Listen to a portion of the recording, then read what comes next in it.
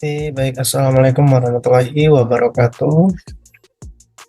Nah, di kesempatan kali ini kita lanjut sharing kembali ya. Jadi, insya Allah nanti selama beberapa pekan ke depan gitu ya, kita akan banyak berbagi lewat video-video yang semoga ini bisa menjadi insight buat teman-teman semua. Jadi kita itu pengen tidak hanya sekedar apa ya, kita memberikan pelayanan berupa konten saja, tapi kita juga ada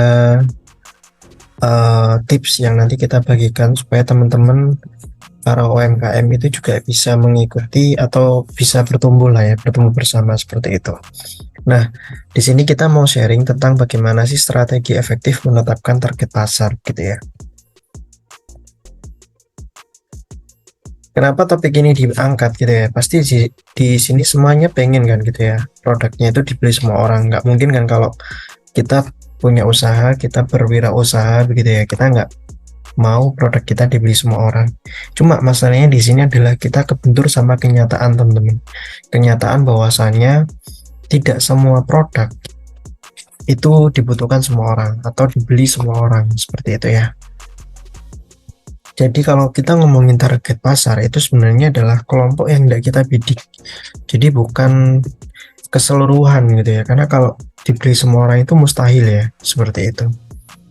Nanti kita ada contohnya. Nah, apa bedanya dengan segmentasi pasar? Kalau segmentasi pasar itu hanya mengklasifikasi, hanya mengelompok-kelompokkan. Oh, berdasarkan demografi, psikografi, atau perilaku konsumen yang selainnya. Jadi ada perbedaan di situ ya. Kalau target pasar ini yang tidak kita bidik supaya jelas gitu ya siapa buyernya, siapa pembelinya, dan di mana lokasinya, usianya, dan macam-macam lah. Profil mereka, daya beli mereka, dan seterusnya. Nah, kenapa sih kok kita perlu merumuskan target pasar gitu ya? Ya, pertama yang paling mendasar adalah pasti semua pengusaha gitu ya, business owner pengen usahanya itu tiga hal ini ya, profitable, scalable, dan sustainable. Artinya ketika teman-teman memulai sebuah usaha, maka bagaimana bisnis itu bisa profit? Pastikan teman-teman juga harus melihat potensi pasarnya seberapa, ya kan? Antara supply and demand-nya gimana kan gitu kan? Jangan sampai kita jualan yang dimana nggak ada target pasarnya atau nggak ada marketnya gitu ya. Misalkan kita jualan produk yang unik gitu ya. Saking uniknya sampai nggak dicari sama orang gitu kan. Contoh apa ya misalkan ya? Misalkan anggap saja jas hujan, misalkan jas hujannya itu fiturnya banyak banget, fitur-fiturnya banyak banget sampai pada akhirnya harganya itu mahal gitu ya di bawah pasaran. Ada ini, ada ini, ada ini.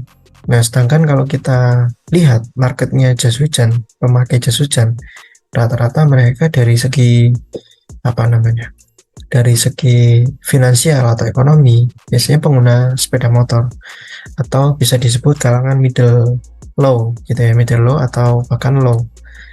Nah, artinya ketika seperti itu kan nggak masuk gitu ya. Nah, maka harus dicek kira-kira ada nggak target pasarnya. Nah, seperti itu.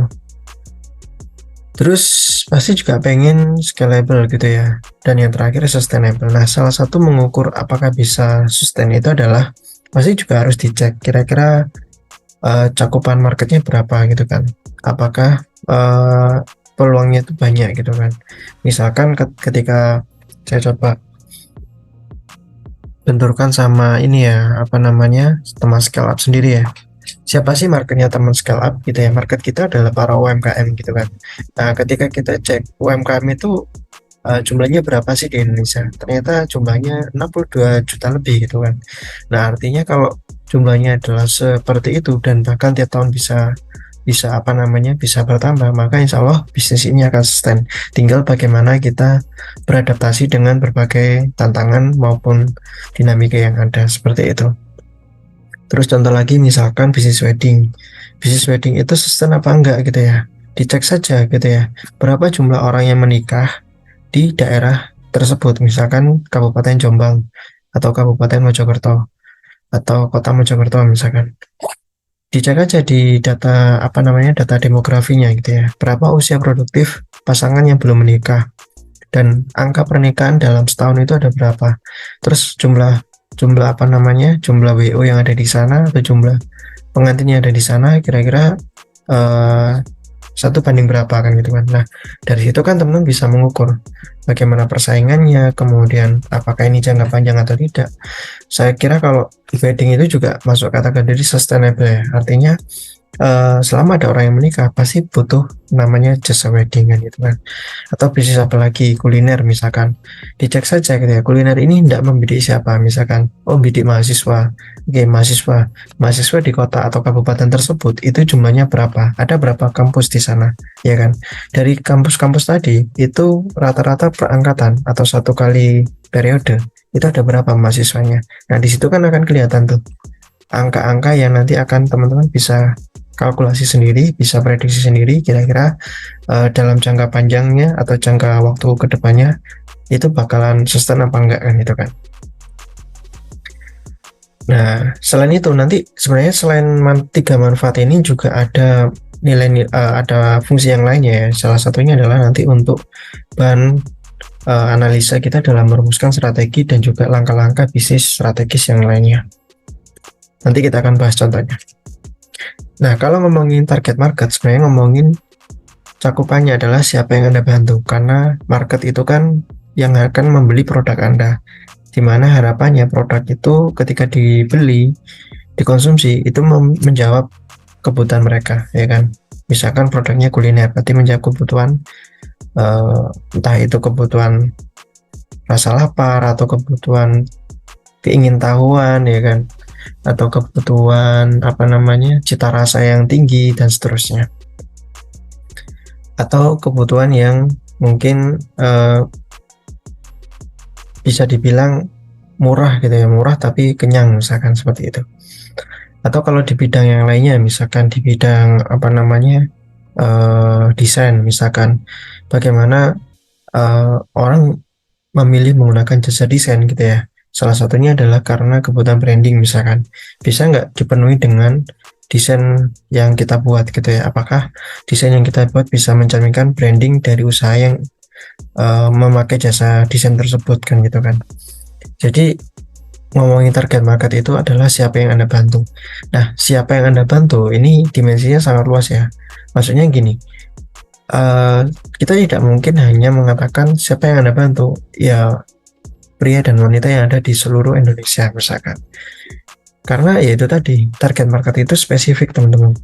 Teman-teman harus bisa mencari di mana target marketnya teman-teman. Ya siapa itu mereka, di mana keberadaannya, berapa jumlahnya, apa kebutuhan dan keinginannya, bagaimana tingkat ekonominya, behaviornya seperti apa, ya kan.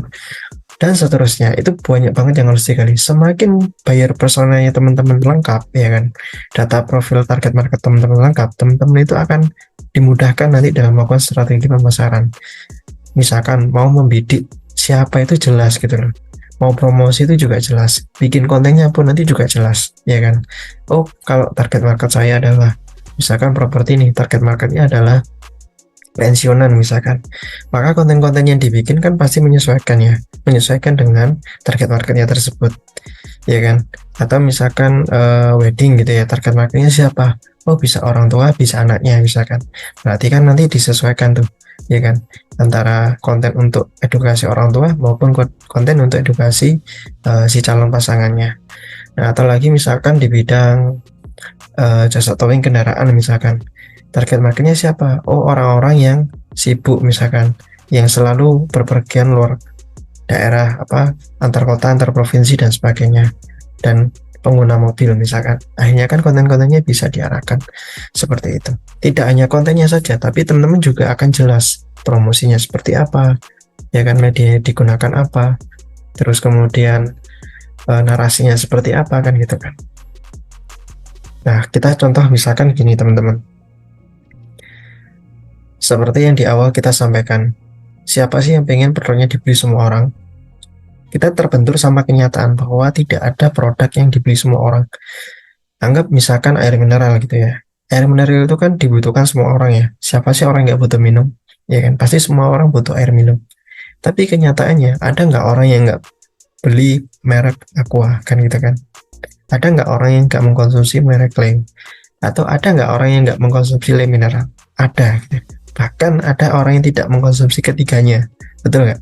Nah, itulah menunjukkan bahwa sekalipun kita itu uh, punya brand, punya produk dan sebagainya, belum tentu loh semua orang itu beli produk Anda. Ya, sehingga poinnya apa? Nanti kalau misalkan teman-teman itu ketika jualan kemudian ditolak atau kemudian nggak closing, nggak deal dan sebagainya, nggak ada yang beli, ya mungkin salah satu berprasangka baiknya adalah oh mungkin mereka bukan orang yang membutuhkan produk saya seperti itu, atau oh berarti mereka itu bukan orang yang uh, bersedia untuk kita bantu seperti itu. Contoh lagi misalkan produk susu itu kan juga kategorinya macam-macam ya, ada susu untuk ibu hamil, ada susu untuk anak, ada susu untuk anak pun nanti ada anak di bawah 6 bulan misalkan atau balita misalkan, ada juga anak yang 3 tahun ke atas, 2 tahun ke atas dan seterusnya. Bahkan ada juga susu untuk orang tua, ya kan? Nah artinya kalau kita memahami segmen gitu ya, memahami target market kita akan tahu gitu ya, siapa yang akan tidak kita bidik seperti itu. Terus misalkan seperti ini, makanan kucing gitu ya. Nah pertanyaannya, kira-kira kalau ada produknya seperti ini ya, makanan kucing, siapa yang akan Anda iklankan? Siapa yang akan Anda bidik promosinya? Apakah kucing kemudian jadi narasi kontennya? Kan tidak gitu ya. Pasti yang Anda bidik adalah mereka-mereka yang mencintai atau para pencinta kucing kan gitu kan. Pemerhati atau orang-orang yang peduli sama kucing kan gitu kan. Nah, sehingga kalau dari sini kita bisa menemukan 3 kategori teman-teman. Bahwa target market itu dimensinya juga ada 3 ya. Siapa yang butuh, siapa yang punya uang, siapa yang ngambil keputusan. Paling gampang gini, misalkan kita contoh analoginya skincare lah ya, misalkan skincare bisa jadi yang butuh adalah si perempuan ya kan, atau si istri misalkan, tapi ternyata yang punya uang, yang pegang uang adalah si suaminya ya kan, tapi yang ngambil keputusan siapa? Yang ngambil keputusan adalah si istri misalkan. Nah berarti kan di sini teman-teman tidak hanya membuat konten atau narasi ya kan, atau strategi promosi yang dikhususkan untuk si istri atau si perempuan, tapi bagaimana juga kepada si suami misalkan kan gitu kan. Misalkan kontennya adalah menyenangkan istri adalah ibadah misalkan seperti itu dan seterusnya. Contoh lagi misalkan di bidang apalagi ya misalkan ya, oke, di bidang jasa desain misalkan, sebenarnya yang butuh adalah bosnya misalkan gitu ya. Yang butuh adalah SDM-nya misalkan, divisi-divisi marketing atau divisi-divisi tertentu ya misalkan, yang membutuhkan jasa tersebut. Yang punya uang siapa? Yang punya uang adalah perusahaan gitu ya. Dia tidak punya kuasa, dia tidak punya, bahasanya apa ya, dia wewenang lah ya, wewenang untuk membelanjakan uang itu dengan seenaknya, harus melalui proses yang namanya ACC. Nah di situ kan ada proses pengajuan gitu kan. Nah jadi gambarannya seperti itu. Bahkan nanti di level usaha itu juga beda-beda. Ada yang pengambilan keputusannya langsung di owner, mungkin yang masih baru berjalan gitu ya. Ada juga yang SDM itu dikasih pengambilan keputusan, misalkan ada manajernya, ada SPV-nya. Nah itu seperti itu. Terus apalagi misalkan di wedding bisa jadi yang butuh adalah anaknya, tapi yang punya uang orang tuanya. Yang ambil keputusan adalah si orang tuanya misalkan. Berarti kan yang teman-teman fokusnya adalah si orang tuanya gitu kan. Jangan sampai salah segmen atau salah target gitu kan. Misalkan di face to face gitu ya, maka ketika face to face teman-teman harus peka mana yang butuh, mana yang punya uang, dan mana yang mengambil keputusan. Butuh ketika dilayani belum tentu mereka beli. Kenapa? Karena bisa jadi yang megang uang dan ngambil keputusan orang lain kan gitu kan. Nah disinilah pentingnya teman-teman mempelajari target market, terutama ketika teman-teman itu berhadapan face to face dengan calon customer Anda. Oke ya. Nah berdasarkan tingkatan gitu ya, atau demografi ekonomi ya. Nah itu dibagi menjadi 3 kelas ya, 3 kategori ya. Ada lower class, middle class, dan juga upper class. Nah, masing-masing ini ternyata punya karakteristik yang berbeda-beda, teman-teman. Misalkan yang paling bawah ya, atau lower class ya. kita amati kecenderungan mereka itu fokusnya adalah pada kuantitas atau pada harga murah. Ya, yang dilihat adalah pertama kali jumlahnya atau kuantitasnya, atau kalau nggak gitu harganya. Bahkan kecenderungan biasanya harga dulu kan itu kan. Hal ini berbeda dengan mereka yang middle class. Middle class itu ternyata ya bisa dua ya kemungkinannya, bisa masuk kategori atas, bisa juga kategori yang bawah gitu kan. Nah, kalau yang upper atau menengah ke atas, biasanya mereka melihat kualitasnya, produknya, fitur-fiturnya, layanannya, gengsi, ya kan, atau kenyamanannya kan gitu kan. Nah, itu. Jadi ini adalah hanya salah satu contoh saja gitu ya, bahwa tingkatan ekonomi itu juga bisa mempengaruhi ke behavior mereka loh. Seperti itu. Lalu yang terbaru, nah yang kalau tadi kan dibagi tiga ya. Nah, ternyata sekarang itu ada 5 tingkatan gitu ya. Ada yang paling bawah ya tadi ya, lower class, ada juga middle low, ya yang ini middle. Jadi kenapa muncul 5? Karena middle ini ternyata dibagi menjadi 3 kelas ya. Ada middle up ya, ada middle, dan ada middle low. Nah, sebenarnya gitu ya, middle itu tetap kalangan middle itu tetap fokusnya pada value ya. Jadi mereka itu melihat value-nya. Berbeda dengan mereka yang di atas atau di bawah. Kalau di atas mereka cenderungnya adalah ke brand minded. Jadi yang dilihat itu adalah dari segi brandnya gitu ya. Sedangkan kalau yang lower itu biasanya ya kembali ke tadi harga gitu ya. Nah, jadi teman-teman juga nanti tidak langsung menjudge ya bahwa oh ketika mereka middle pasti mereka ngelihatnya brand. Nggak juga, dilihat juga middle-nya ini middle mana, middle yang middle up, middle low, atau bagaimana gitu kan. Kalau yang middle low ya sesekali dia juga lihat value, tapi kadang juga melihat dari aspek harganya seperti itu, meskipun nanti yang paling dominan adalah di value-nya seperti itu. Atau middle up, tidak selalu dengan teman-teman jualan brand mereka itu akan langsung beli, karena bisa jadi mereka ya masih ke bawah, masih ketarik sama yang namanya value ini tadi gitu kan. Percuma brandnya terkenal tapi tidak sesuai dengan value yang mereka cari misalkan. Nah, seperti itu. Nah, kalau kita ngomongin tentang kebutuhan atau need customer gitu ya, ternyata ada 3 kategori lagi gitu ya teman-teman ya. Ada kebutuhan yang sifatnya primer, sekunder, dan juga tersier. Nah, sekarang coba kita contohkan ya, misalkan ya. Contohnya kalau kebutuhan primer itu adalah gini. Jadi prinsipnya gini teman-teman, primer itu kan ngomongin fondasi atau dasar ya. Jadi apa keinginan dasar atau primer konsumen atau solusi Anda?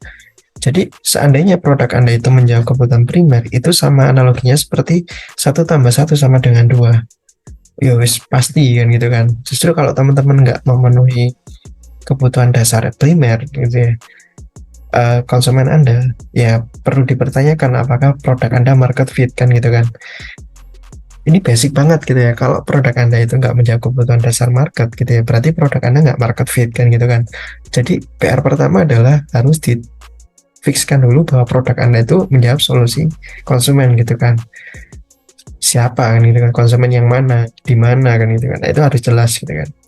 Tapi di sini ini level paling basic teman-teman. Ada level yang berikutnya, yaitu adalah ketika teman-teman itu bisa memberikan tidak hanya kebutuhan dasar, tapi bahkan keinginan atau harapan konsumen. Saya analogikan itu seperti 1+1 sama dengan 5. Paham maksudnya ya? Jadi harusnya kan 2, tapi ini teman-teman kasih 5. Nah, ini itu akan berpotensi memberikan bekasan yang mendalam gitu ya bagi konsumen kalian gitu ya. Jadi ada sisi emosionalnya gitu yang teman-teman berikan gitu kan. Jadi misalkan contoh ya, misalkan saya tidak misalkan dianggap saja di wedding gitu ya. Ketika kita itu hanya memberikan paket wedding gitu ya, itu kan pasti biasa aja ya. Maksudnya semua wedding organizer atau semua semua wedding service itu juga memberikan layanan yang sama gitu ya. Tapi ternyata dari segi keinginan harapan yang lain. Kadang customer itu menginginkan pelayanan yang ramah, misalkan menginginkan pelayanan yang uh, apa ya, yang fun gitu ya, yang deket gitu ya, ada kedekatan gitu ya misalkan. Jadi mereka curhat masalah apapun itu nyaman dan sebagainya. Nah, maka ketika teman-teman itu bisa memberikan keinginan tidak hanya sekedar paket wedding, tapi juga memberikan tambahan-tambahan tadi, misalkan keramahan, pelayanan yang cepat misalkan. Nah, itu juga akan menjadi poin plus teman-teman. Nah, makanya seperti kalau saya analogikan itu seperti 1 tambah 1 sama dengan 5. Artinya apa? Kita memberikan di luar ekspektasinya mereka. Gitu loh.